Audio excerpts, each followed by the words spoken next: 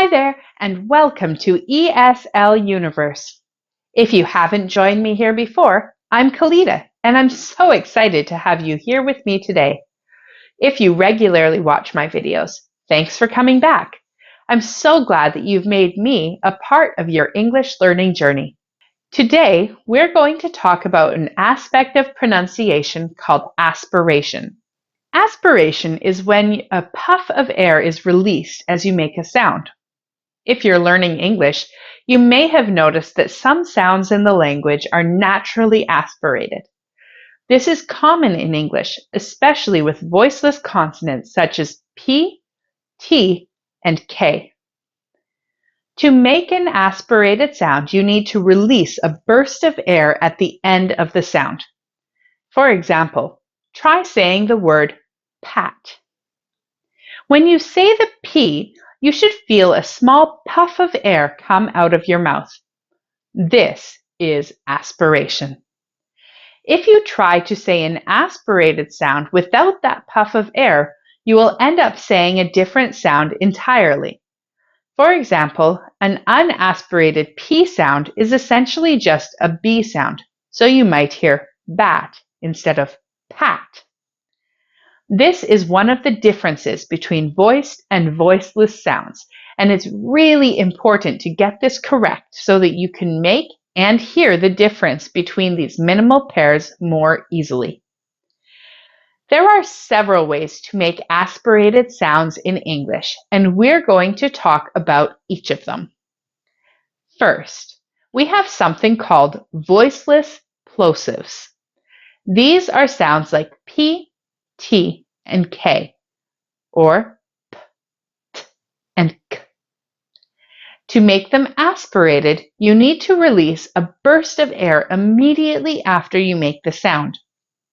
Let's practice each of those sounds, and then try to hear it in a word to hear how it sounds when we use it along with other sounds.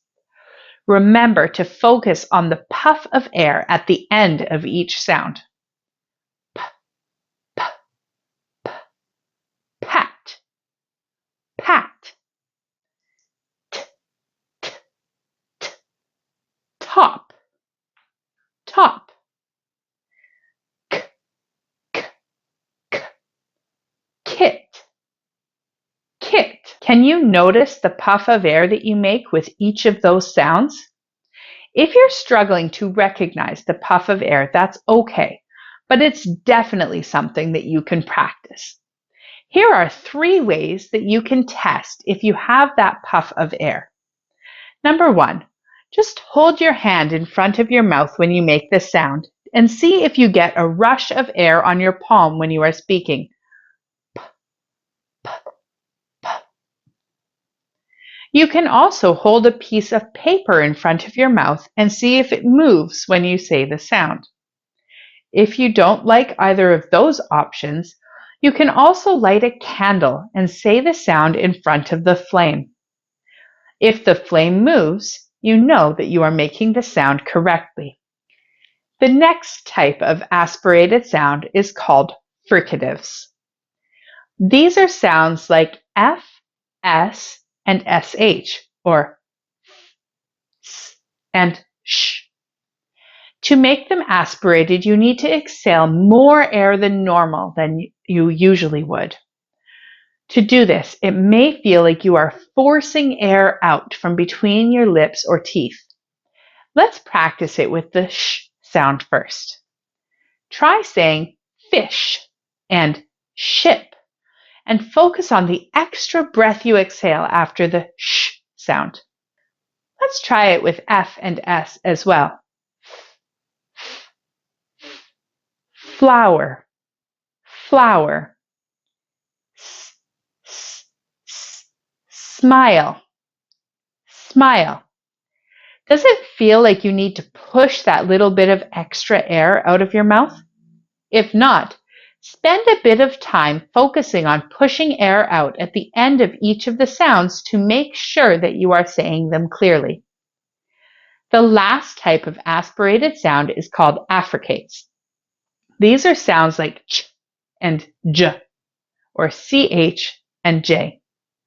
To make them aspirated, you need to release a burst of air at the end of the sound, and it needs to be pretty strong. This requires an even faster, harsher push of air than in fricatives. Let's practice this a bit. Ch, ch, ch, chat, chat. J, j, j, judge, judge. Can you feel that burst of air move out of your mouth? Once again, if you feel that you are struggling with this sound, try to specifically practice isolating the sound and make sure that you focus on pushing the air quickly out of your mouth. If you need extra practice with any one of these sounds, please feel free to watch the video that I made specifically for each of those sounds. It's important to note that not all English speakers aspirate their sounds. In some dialects, aspiration may be less pronounced or even absent altogether. However, it's still a good idea to practice making aspirated sounds so that you can understand them when you hear them. Also, they are common for most English speakers, so they are important to try to master. Overall, aspiration is an important aspect of English pronunciation. By learning how to make aspirated sounds, you'll be able to communicate more clearly and effectively in English. Practice these sounds regularly, and soon you'll be speaking English like a native. Thanks for joining me today, and don't forget to subscribe to the ESL Universe channel to never miss a video. See you again soon!